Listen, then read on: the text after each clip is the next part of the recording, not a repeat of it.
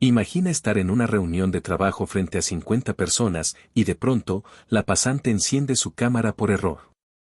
Ríe nerviosa, alguien aparece detrás de ella, y en ese instante, tu mundo se derrumba. El hombre en pantalla no es cualquier desconocido, es tu esposo, supuestamente de viaje de negocios. Y todos, tus jefes, tus colegas, tu equipo entero, se convierten en testigos de tu humillación.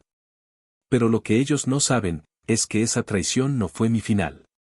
Fue el comienzo de la venganza más calculada que jamás podrían imaginar. Cursor blanco con forma de mano hacia la derecha si quieres descubrir cómo logré darle la vuelta a la historia y transformar la humillación en poder, quédate hasta el final. Suscríbete al canal y activa la campanita para no perderte nada. Primera parte, la reunión que se volvió un juicio público. Amaneció como cualquier martes de cierre, con café doble, bandeja de correos reventando y el recordatorio del calendario parpadeando en rojo, reunión mensual del área, asistencia obligatoria. Éramos 52 conectados, cada quien con su gesto habitual, el que bosteza, la que acomoda el flequillo, el de los audífonos gigantes, y yo, Valeria Cruz. Repasando mentalmente los últimos puntos del proyecto Sántico. Tenía el discurso ensayado al milímetro. O eso creí. De pronto, Camila Esteves, la nueva pasante, encendió la cámara por accidente. Se veía una sala pequeña, paredes color crema, una cortina con luz de tarde colándose a medias. Nada extraordinario, hasta que apareció él. Un hombre atravesó el encuadre por detrás, confiado, como si la cámara le perteneciera. Sonrió. Se inclinó. Acercó la cara a la de Camila con una familiaridad insolente. Un latigazo me atravesó el pecho. Era Mateo Rivas. Mi esposo. El mismo que, horas antes, me había escrito desde el aeropuerto con un emoji de avión y la promesa de que nos veríamos el sábado. El mismo que había jurado ser mi respaldo mientras yo escalaba posiciones y me quemaba las pestañas para ganarme ese lugar en la mesa. No hizo falta que nadie preguntara. El silencio dominó la videollamada como una ola que aplasta. El chat, sin embargo, ardía. Alguien que le avise por interno a la pasante, esto es un error, no, cállense el micro, por Dios. Yo no escribí nada. Solo hice clic en grabar reunión. Si algo había aprendido del mundo corporativo era esto, lo que no existe en un registro, no existe. Camila soltó una risita nerviosa, una risita que cortó mi última hebra de ingenuidad. Deja ya, Mateo, que todavía tiene que hablar la gerente, susurró, sin darse cuenta de que 52 personas escuchaban, incluyendo la gerente. Pues yo prefiero escucharte a ti, contestó él con el descaro de quien se siente impune. Y la besó. La besó en mi cara. En todas nuestras caras. El chat privado me vibró en el celular. Claudia, mi analista estrella, jefa, esto es repugnante. Dígame que puedo expulsarla. Álvaro, el de logística, esto amerita sanción inmediata. Alguien escribió, Mateo Rivas es el esposo de la gerente Cruz, ¿verdad? Otro respondió, confirmado. Lo vimos en el team building. Tragué saliva. No iba a llorar. Me había prometido eso a mí misma miles de veces, no llorar frente a la pantalla. Si el muro se derrumbaba, que fuera por dentro. Si el volcán explotaba, que fuera silencioso. La escena, sin embargo, empeoró. Camila, con ese tonito pegajoso de quien cree que el mundo es un espejo, preguntó. Dime, ¿quién es mejor, yo o Valeria? La mandíbula de Mateo se tensó, pero solo para soltar veneno. Obvio que tú. Si no fuera porque Valeria tiene el Sántico en sus manos, jamás me habría casado con una mujer como ella. Es, vieja. Me reí por dentro. Vieja. Camila me llevaba 2 años. 2. Y aún así, en la boca de Mateo, yo era una estatua de museo y ella, una flor eterna. Qué fácil era reducir a una mujer a un calendario cuando te convenía justificar una traición. El aire se espesó. El cursor tembló sobre mi presentación. Durante unos segundos, el archivo del cronograma sántico y la imagen de mi esposo besando a una practicante compartieron pantalla como si fueran parte del mismo plan maestro. No hice nada, salvo lo más difícil, seguir como si nada. Abrí el micro. Equipo, sigamos con los informes. Mis asuntos personales no deben interferir con el trabajo. Mi voz sonó limpia, casi fría. En el fondo, me ardía todo. La gente obedeció. Los reportes avanzaron. Pero en las rendijas del audio se filtraban sus murmullos. La última vez no usaste nada, Mateo, ¿y si quedo embarazada? Dijo Camila, con la ingenuidad temeraria de quien juega a la vida como a una ruleta. Él respondió sin pudor. Entonces tendremos al bebé. Valeria no quiere hijos. Tú me darás el heredero que la familia Rivas necesita. El mundo, que ya se tambaleaba, se inclinó. Heredero. ¿De qué trono hablaba? ¿De qué dinastía? En su fantasía de apellido ilustre, yo era el obstáculo, Camila, el atajo. Y el proyecto sántico, mi proyecto, la moneda de cambio. ¿Cuándo te divorcias? Insistió ella, apretándole la voz con una sonrisa. Cuando asegure sántico. Me compensa y la dejo. Se lo debo a mis años perdidos. El informe terminó con una tos incómoda. Samuel, el jefe de datos, cerró con un hilo de voz. Gerente Cruz, concluí mi parte. Gracias, Samuel. Buen trabajo todos. Hasta aquí la reunión. Dije, sin una grieta, y corté. La pantalla se puso negra, pero no el mundo. Me quedé mirando mi reflectante en el monitor como si fuera otra persona. Una Valeria ajena que había sostenido la compostura mientras su vida se hacía trizas en público. Guardé la grabación. Capturé el chat. Exporté el registro de asistentes. Ordené las pruebas como quien alinea bisturís antes de una cirugía. El corazón podía esperar, la evidencia, no. Abrí un grupo privado con mi núcleo duro, sin Camila, por supuesto, y escribí. No se preocupen por mí. Esto no afectará el sántico. Les pido confidencialidad. Voy a resolver mis asuntos personales y necesito actuar primero. Gracias por su lealtad. Los mensajes llegaron en cascada, a la orden, con usted, jefa, aquí estamos. En ese instante, sentí una certeza que me sostuvo como un árbol, no estaba sola. Apoyé la frente en el frío del vidrio de la ventana. Afuera, la ciudad seguía su curso, adentro, yo hacía inventario. ¿Cuántas veces había cedido fines de semana? ¿Cuántas madrugadas regalé a la empresa, a las gráficas, a los cierres? ¿Cuántas excusas suaves de Mateo acepté como verdades inevitables? Abrí el WhatsApp. Mateo me había escrito unos minutos antes, aterrizando. Te llamo más tarde. Te amo. Reí sin sonido. La carcajada se ahogó en el pecho como una ola mal nacida. Te amo. ¿A quién? ¿A quién exactamente? Respiré. Me lavé la cara. Me recogí el cabello en una cola alta, mi armadura para los días de guerra, y regresé al escritorio. Había algo más útil que perder la razón, diseñar el plan. Asegurar pruebas, hecho, grabación, chat, lista de asistentes. Blindar proyecto, envié un mail a dirección con los hitos cumplidos y los próximos entregables.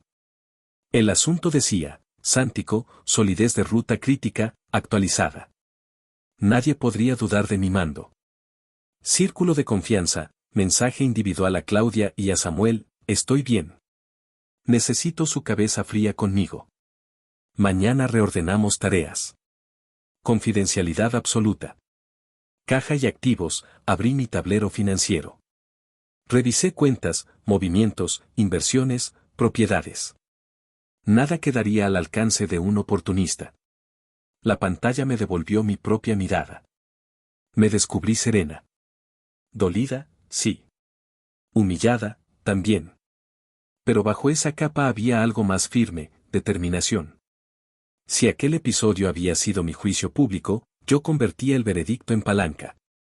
Volví a ver mentalmente la escena de la reunión como si pudiera editarla. El gesto de Camila, su risa que subestimaba al mundo.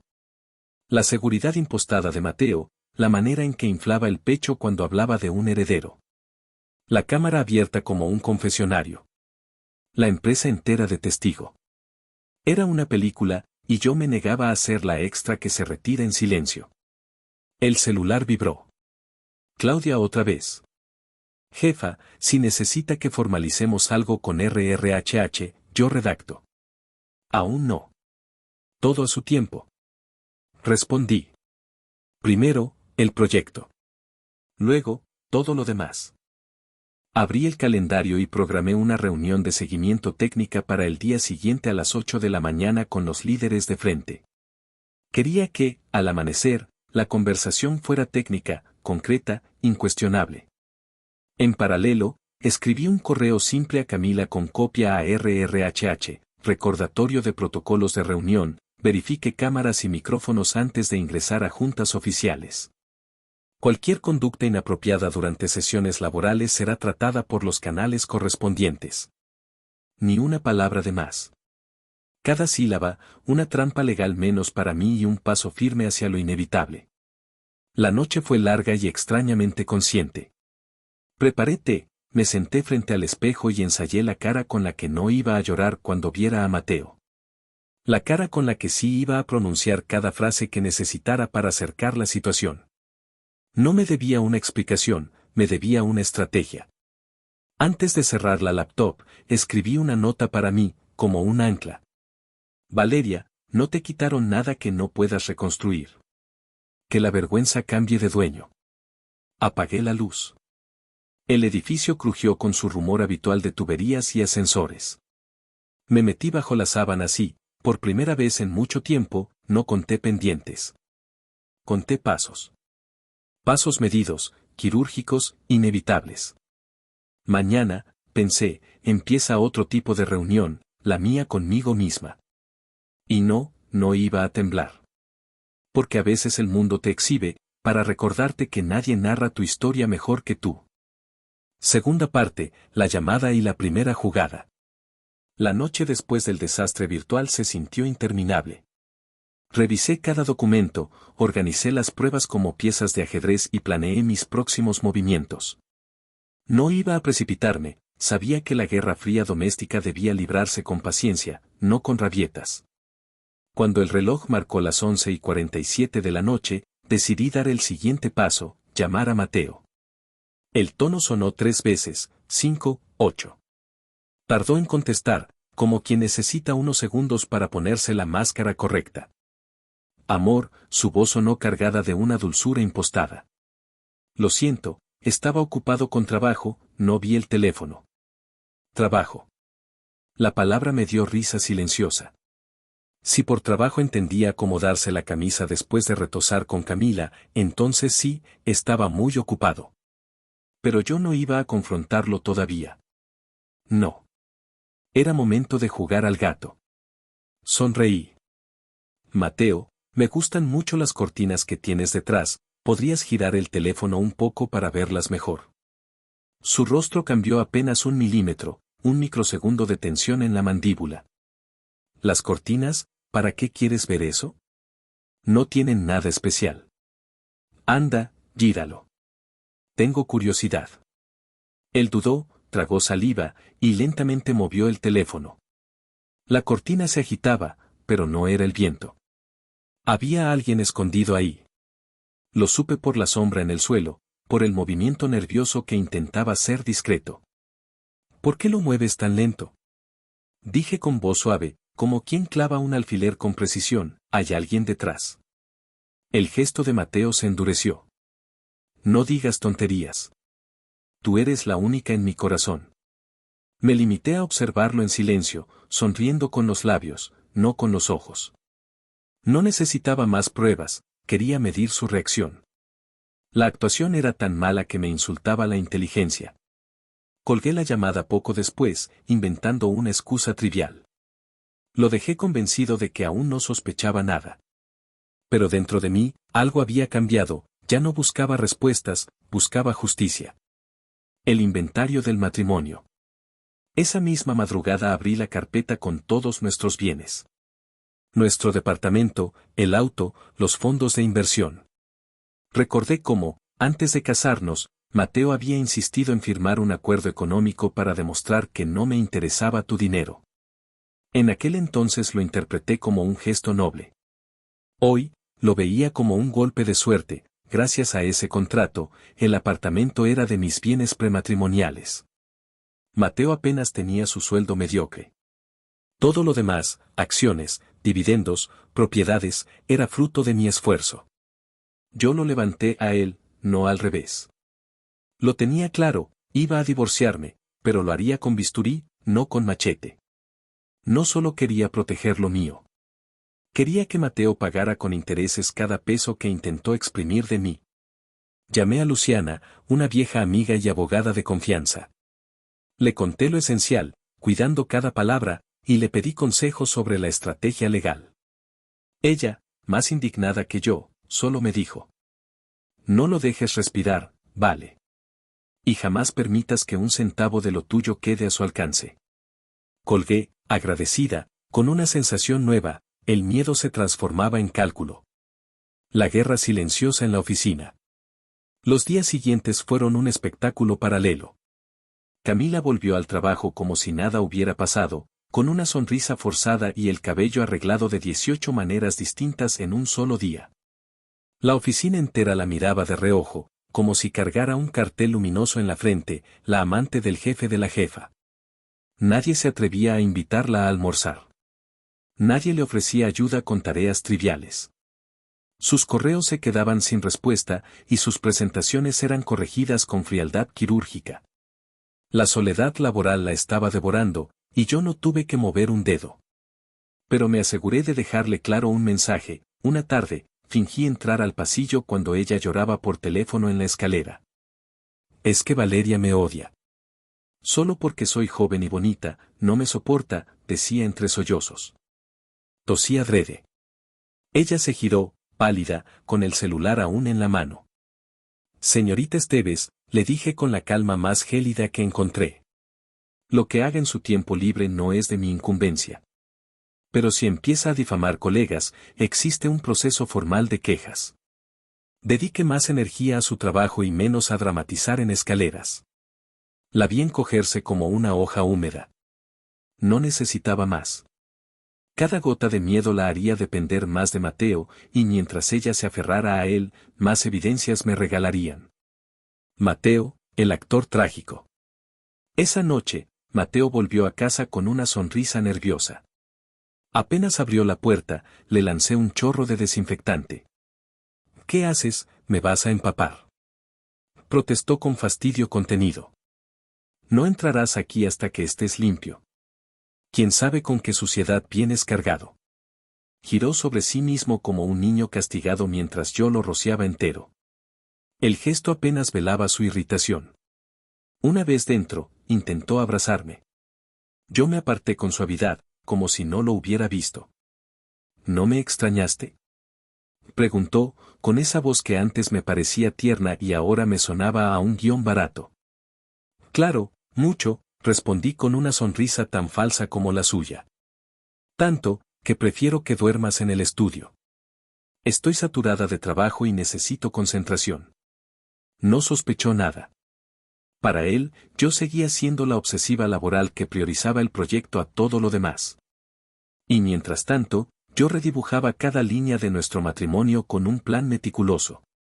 Tercera parte, el juego del falso embarazo y el divorcio simulado. Mateo siempre había tenido una debilidad, y no era precisamente Camila. Su punto frágil era la idea de ser padre. Lo escuché tantas veces que ya podía recitarlo de memoria: un hijo que lleve el apellido Rivas, Valeria. Un heredero que me continúe. Para él, la paternidad no era amor ni ternura, era una medalla que demostraría su supuesta grandeza. Así que decidí usar esa obsesión a mi favor. Una mañana, mientras desayunábamos, dejé la taza de café a medio beber y con voz casual le dije: Mateo, he estado pensando, tal vez sea momento de preparar mi cuerpo para un embarazo. Él se quedó paralizado. La cuchara de cereales colgó en el aire.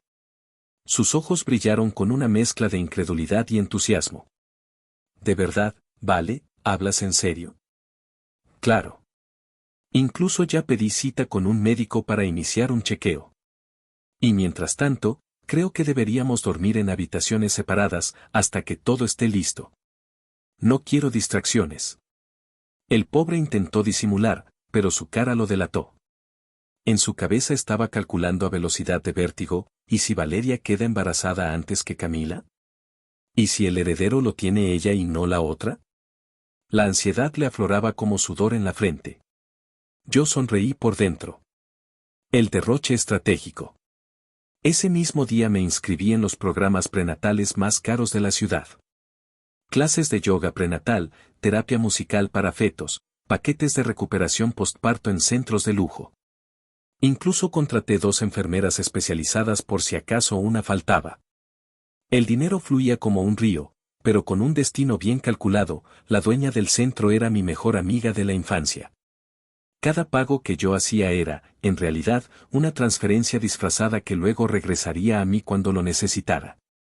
Desde afuera, parecía que estaba gastando fortunas en mi preparación maternal.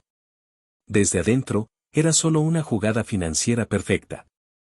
Una noche, mientras Mateo me observaba firmar un cheque, se atrevió a cuestionar. ¿No crees que esto es demasiado? Dejé caer la pluma con un gesto dramático y lo miré con ojos húmedos. ¿Demasiado? Estoy gastando mi dinero para darte lo que siempre soñaste, un hijo. ¿Y tú, te atreves a reprocharme? Él se quedó sin palabras. Lo tenía atrapado. La bomba de Camila. Pero el guión se torció, aunque no para mí, sino para ellos. Un mediodía, mi asistente se acercó a mi oficina, con la cara seria. Gerente, creo que Camila podría estar embarazada. No me sorprendí, aunque fingí desconcierto. ¿Estás segura? Ella asintió. Había encontrado una prueba de embarazo positivo en el baño de la oficina, tirado en la basura. Y había escuchado a Camila gritar por teléfono, si no te divorcias de ella, me deshago del bebé. No pude evitar sonreír. Todo iba incluso mejor de lo que esperaba. Camila, creyendo que ese embarazo sería su as bajo la manga, en realidad estaba acelerando mi victoria. La desesperación es la peor aliada en una batalla, y ella se estaba hundiendo sola. Buen trabajo, Andrea, le dije a mi asistente. Tienes buen ojo. Te debo una cena cara. La entrada de la suegra. Y como si el destino quisiera regalarme un espectáculo, ese fin de semana apareció mi suegra, la señora Rivas, en mi casa. Se plantó en el salón con ese aire de matriarca que creía digno de respeto. Valeria, Mateo me dijo que por fin estás intentando tener un hijo. Me alegra, pero debes apurarte. Ya no eres tan joven y el tiempo no espera. Me quité los tacones y sonreí con calma. ¿Un hijo? Sí, lo pensé, pero ya cambié de idea. Tengo una carrera en ascenso, aún puedo llegar más alto. Tal vez en unos años. Su rostro se contrajo como una pasa agria. En unos años será demasiado tarde. La familia Rivas necesita descendencia. Pues que la tengan ustedes, señora. Yo tengo mi vida. La dejé hablando sola. Esa misma noche escuché a Mateo y a su madre cuchichear en el cuarto de invitados. Lo que ellos no sabían es que tenía un micrófono escondido. Escuché cada palabra. Hijo, tienes que divorciarte ya. Camila está embarazada. No puedes permitir que pierda al niño. Lo sé, mamá, lo sé, pero ¿qué excusa doy? ¿Le digo la verdad a Valeria? ¿Le digo que la engañé? Excusas nada. Divórciate y punto. Me tapé la boca para que no se me escapara la carcajada. La propia suegra se había convertido en mi mejor cómplice involuntaria. El anzuelo del divorcio simulado. El lunes siguiente invité a Mateo a un café discreto cerca de casa. Puse mi mejor cara de mujer preocupada por las finanzas y le solté la idea con voz suave. Mateo, he pensado algo. Podríamos divorciarnos. Solo de manera temporal. Un divorcio simulado. Él me miró como si le hubiera regalado la fórmula de la eterna juventud. ¿Qué? ¿Por qué dices eso? Porque hay un programa del gobierno.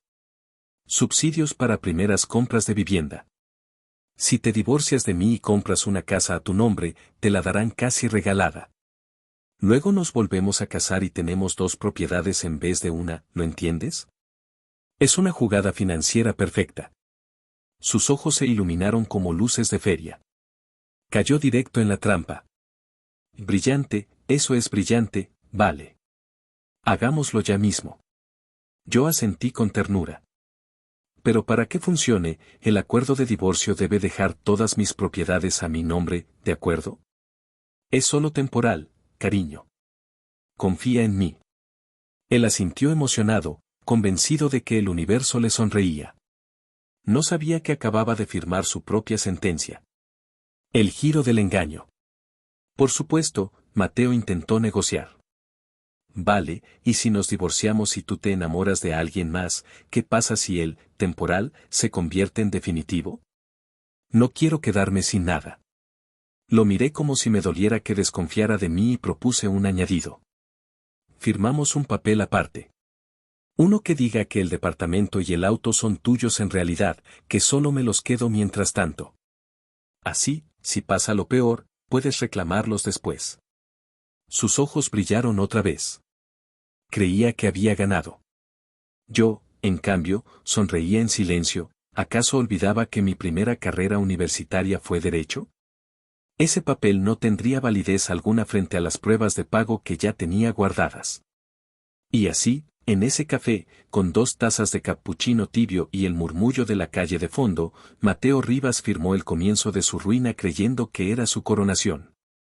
Él soñaba con un futuro en el que Camila le diera un hijo y yo le dejara propiedades. Yo soñaba con un presente en el que cada uno recibiera exactamente lo que merecía. Cuarta parte, el derrumbe.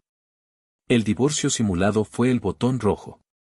Mateo lo pulsó con euforia, yo me limité a mirar cómo se encendían, una por una, las luces de alarma de un edificio que él creía propio. Y cuando todo empezó a parpadear, ya era tarde. Firmamos el acuerdo en una notaría modesta, lejos del centro, para evitar preguntas. Él sonreía, convencido de que cada rúbrica lo acercaba al cuento donde Camila le daría el heredero Rivas y yo, la exesposa comprensiva, le guardaría sus bienes en custodia. No sabía, no podía saber, que cada hoja también llevaba grapada, invisible, mi carpeta de pruebas, comprobantes de pago del auto, recibos de hipoteca que yo sola cubrí, transferencias bancarias con concepto detallado. A la salida, Mateo me abrazó como si hubiera ganado una batalla. Y quizás sí, ganó una, pero en un frente que no importaba. La guerra, la real, yo la estaba librando en otro mapa. El lunes siguiente, el edificio de la empresa amaneció con la piel más fina. Todos respiraban bajito, como si un chisme pudiera estallar en cualquier esquina. Camila llegó con un maquillaje más cargado de lo usual, la sonrisa rígida y una sombra en los ojos que delataba noches sin dormir. Hizo fila para el ascensor, nadie le sostuvo la puerta. Cuando entró en la sala común por café, 2 asistentes salieron con prisa artificial. Los silencios pesan, ese día, la oficina entera la dejó caer. No tuve que mover un dedo para eso. Bastó con no protegerla. Bastó con no mirar hacia otro lado. Mientras tanto, la máscara de Mateo se cuarteaba. Cuando cree que flota, se distrae, cuando se distrae, coquetea. Lo había hecho antes, lo haría de nuevo. Solo necesitaba un escenario. El martes al mediodía, Claudia me mandó un mensaje, en la sala de descanso. Confiado. Tienes tu escena.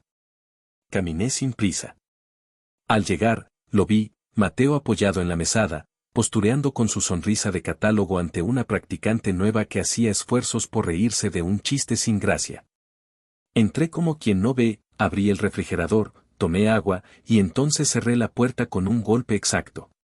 Rivas, dije, con la neutralidad de un parte meteorológico, en esta empresa, los espacios compartidos no son para tus excursiones románticas.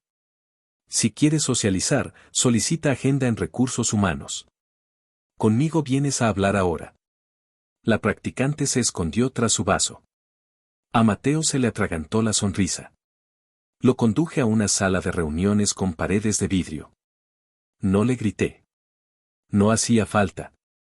Le expliqué, con la precisión de un bisturí y el respaldo de su historial de desempeño, último lugar 3 meses seguidos, que el comité de evaluación había decidido reestructurar su área. Hablé de métricas, de plazos, de brechas de cumplimiento. Todo cierto. Todo verificable. Todo definitivo. El acta se firmó esa misma tarde. La noticia, por supuesto, corrió por los pasillos como un susurro afilado, lo bajaron. Sin escándalo, pero lo bajaron. ¿Y ahora, qué? Ahora, nada. La puerta se cerró con un clic que yo sentí en los huesos. La caída comenzó. Esa noche me esperó en la entrada del edificio, con el gesto torcido y los nudillos blancos. ¿Qué te pasa, Valeria? ¿Qué clase de persona eres? Una que sabe separar trabajo de vida privada, contesté. Tu desempeño es el peor, y lo sabes. El resto son anécdotas. Se rió sin humor. Fría. Eres de hielo. Menos mal nos divorciamos. Ha sido la mejor decisión de mi vida. Quise preguntarle si también fue su mejor decisión besar a una pasante en una reunión con 52 testigos, pero me lo guardé. La pólvora hay que usarla a tiempo. Detrás de él, Camila apareció con una panza que ya se marcaba bajo un vestido ajustado. Se colgó de su brazo. No pierdas tu energía con ella, dijo, con una dulzura navaja. Vámonos. La miré. Y por primera vez vi algo que no había querido ver, miedo. No por mí, ni por el juicio de la empresa, sino por el reloj. El reloj de su barriga, de sus planes, de un apellido que no acababa de llegar. ¿Cuántos meses? Pregunté. Lo suficientes, sonrió. ¿Y el matrimonio? Titubeó. Silencio. Un pestañeo demasiado largo. Pronto. Pronto es la palabra favorita del que no tiene fecha. Me acerqué un paso. No para pelear, sino para que me escucharan bien. Entiendan algo, yo no me voy a mover de mi casa. El papel que firmaste, Mateo, era humo. Y si crees que puedes reclamar propiedades, trae a tu abogado. Con gusto lo espero, con mi carpeta.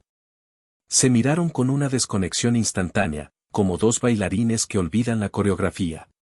Sabían que vendrían, ya lo habían decidido. Solo les alarmó que yo lo deseara. Vinieron el viernes, con formato de ofensiva familiar, los padres de Mateo, él, Camila y un abogado de traje brillante y mirada cansada. Abrí la puerta con la serenidad de quien prepara té. Los hice pasar a la sala. Ofrecí agua. Nadie aceptó. Valeria, empezó la señora Rivas, venimos a hablar con respeto. La casa y el auto son de Mateo. Tú misma firmaste que se los guardabas. Devuélvelos y cada quien por su lado. Supe, por el nervio en la comisura de sus labios, que había ensayado esa frase. El señor Rivas evitó mirarme. Camila, sentada en el borde del sofá, acariciaba su vientre con una teatralidad aprendida. Volteé hacia el abogado. Joven, antes de que sigamos, ¿ha revisado usted los comprobantes de pago, las transferencias, las cuotas de hipoteca? No los he visto, pero hay un... ¿Y cómo evalúa la validez de un acuerdo de tenencia si desconoce quién pagó qué y cuándo? Saqué la carpeta. La dejé en la mesa como quien apoya un martillo. Folios fechados, sellos bancarios, recibos con mi nombre. La cronología perfecta de mi esfuerzo. El abogado hojeó en silencio. La sala se inundó de un murmullo de papeles. Al cabo de unos minutos, carraspeó. Señor Rivas, si todos los pagos provienen de la señora Cruz, el documento de tenencia carece de fuerza. Hay jurisprudencia suficiente. No es posible sostener la reclamación. El rostro de Mateo cambió tantas veces en 5 segundos que perdí la cuenta, incredulidad, rabia, miedo, luego una especie de risa histérica contenida. La señora Rivas murmuró algo sobre ingratitud y después de todo lo dado. El señor Rivas bajó la vista. Camila palideció. ¿Entonces, no hay nada? Preguntó Mateo, pero ya no a mí, sino al vacío. Hay puertas, respondí. La de salida, por ejemplo. Se levantaron a la vez, como un coro desafinado. Camila, en el movimiento, soltó un quejido. Se llevó la mano al vientre. Un segundo después, se desmayó. Llamé a una ambulancia con la eficacia de quien maneja un incidente en producción. Bajé con ellos. En la calle, la sirena cortó el aire con su azul frío. Los vi irse, amontonados en el vehículo como un edificio que colapsa por dentro. Esa noche, cené pizza. Puse una comedia. Reí a destiempo. El eco de mis risas golpeó la pared, rebotó y volvió a mí como un animal tímido. Había hecho lo que tenía que hacer, el resto, lo cerraría el tiempo. Camila no perdió al bebé. Dieron de alta a la madre al día siguiente con recomendaciones y prohibiciones. Barrio adentro, los rumores crecieron a contraluz, que la familia Rivas estaba apurada, que había problemas, que la muchacha no estaba casada.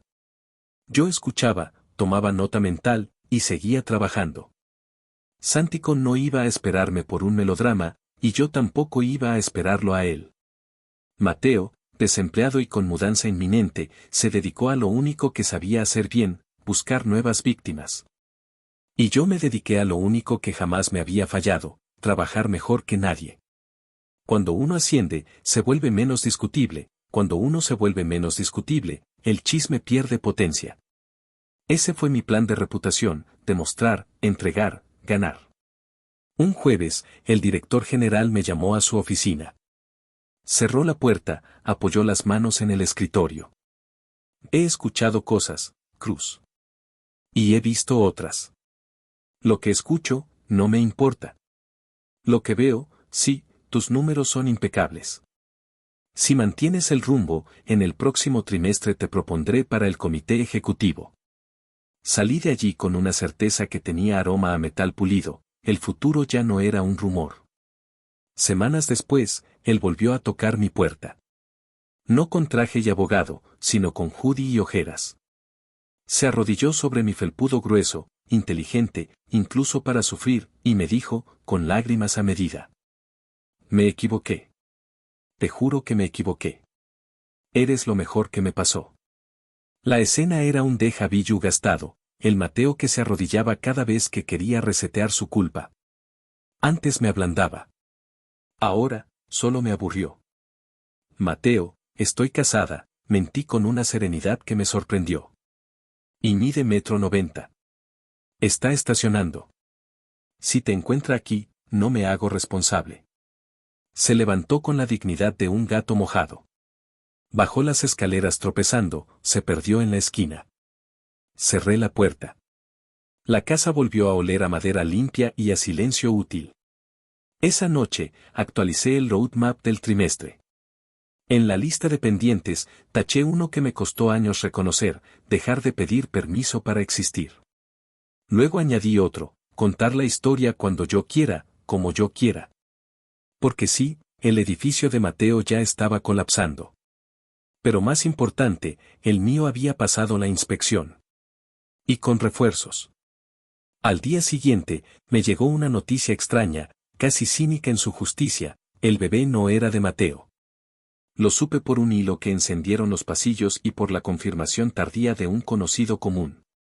Camila había jugado en 2 pistas, eligió la que parecía más fácil de manipular. El millonario joven la despachó con un cheque, la familia Rivas la sostuvo, hasta donde pudo. El resto fue ruido. ¿Me alegré? No a esas alturas, ni Camila ni Mateo merecían mi emoción. Lo único que importaba era el registro contable del daño y su cierre definitivo. Cerré la carpeta física y la digital. Luego la guardé en el estante más alto, el de los trofeos feos que te recuerdan 2 cosas, que sobreviviste y que nunca más. En la puerta del ascenso, y con el espejo devolviéndome por fin una mujer que reconocía, me serví un café y pensé en lo que viene. No en ellos. En mí. En el consejo de administración que ya no parecía una cima lejana, sino una sala alcanzable. En la posibilidad de reírme sin que nada rebotara. En la libertad, ese lujo discreto que rara vez cotiza en bolsa. La caída de Mateo no fue un espectáculo. Fue un proceso. Y como todo proceso importante, se ejecutó con documentos, fechas y silencios exactos. La mía, en cambio, no fue una caída. Fue una calibración. Reajusté la brújula, recalibré el rumbo, afiné los instrumentos. Y cuando todo estuvo en verde, despegué. Lo demás, herederos, apellidos y coronas imaginarias, pueden quedarse en el teatro donde pertenecen. Acá afuera, en la vida real, se gobierna con resultados. Quinta parte, el jaque mate. La familia Rivas volvió a la carga semanas después, esta vez con todo su ejército, Mateo, sus padres, Camila y un nuevo abogado. Se presentaron en mi apartamento como si vinieran a reclamar un reino perdido. Traían carpetas, actitudes ensayadas y esa soberbia típica de quienes creen que la presión colectiva puede doblegarte. Yo los recibí con la misma calma con la que abriría un correo de spam. Valeria, empezó el señor Rivas, ya basta de complicar esto. Todos sabemos que el departamento y el auto pertenecen a Mateo. Tú solo los estabas administrando temporalmente. Es lo justo. Lo justo. Me hizo gracia la palabra. Lo justo hubiera sido no arrastrarme por el barro en mi propia reunión de equipo. Lo justo hubiera sido la verdad. Pero ya que hablaban de justicia, yo iba a dársela, a mi manera. Puse sobre la mesa la carpeta con todos los recibos, transferencias y comprobantes. Los empujé hacia el abogado. Léalos. Cada pago, cada cuota, cada gasto, está a mi nombre. Si aún piensa que su cliente tiene un caso, me encantaría escucharlo. El hombre hojeó unos minutos y su rostro se fue descomponiendo. Finalmente levantó la vista. Señor Rivas, señora, este caso no se sostiene. La documentación prueba que la propiedad es íntegramente de la señora Cruz. El acuerdo que firmó carece de validez. Mateo se quedó helado. La señora Rivas apretó los labios, mientras Camila intentaba ocultar el temblor de sus manos sobre el vientre. Así que, como dije, aquí no hay discusión. Esta es mi casa. Este es mi coche. Y ustedes, están de más. La escena terminó abruptamente con Camila desmayándose en el suelo. Llamé a emergencias. Se la llevaron en ambulancia, y todos corrieron detrás. Yo cerré la puerta tras ellos. El eco de la cerradura fue como un sello final, la partida estaba ganada. El desplome. El tiempo terminó de hacer lo que yo ya había empezado. Camila dio a luz a un niño sano. Pero el secreto se filtró como todos los secretos en esta vida, no era hijo de Mateo. Lo descubrí entre rumores de pasillo, confirmados después por gente cercana. Camila había jugado a dos bandos, y había apostado por el que creyó más manipulable, Mateo. La ironía era brutal. La mujer que se vanagloriaba de ser la joven, la fértil, la elegida había terminado entregando un hijo que no aseguraba nada. Ni apellido, ni estabilidad, ni amor. Solo caos. La familia Rivas, destrozada financieramente, tuvo que abandonar la ciudad.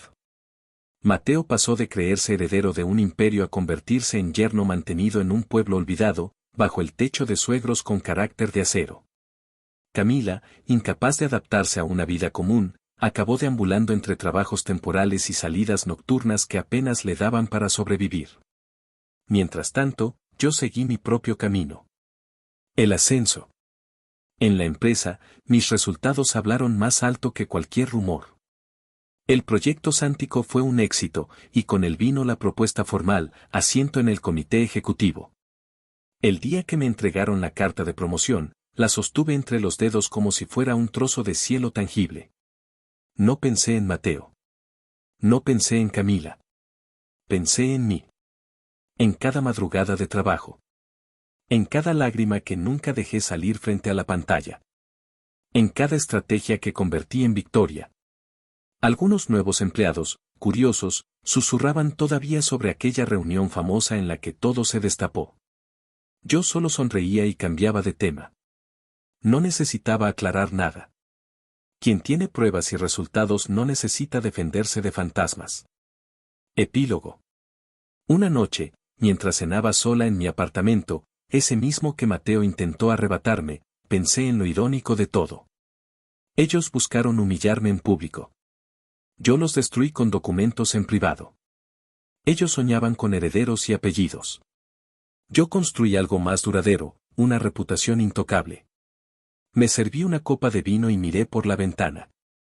La ciudad seguía viva, bulliciosa, ajena a mis batallas. Pero dentro de mí, todo estaba en calma.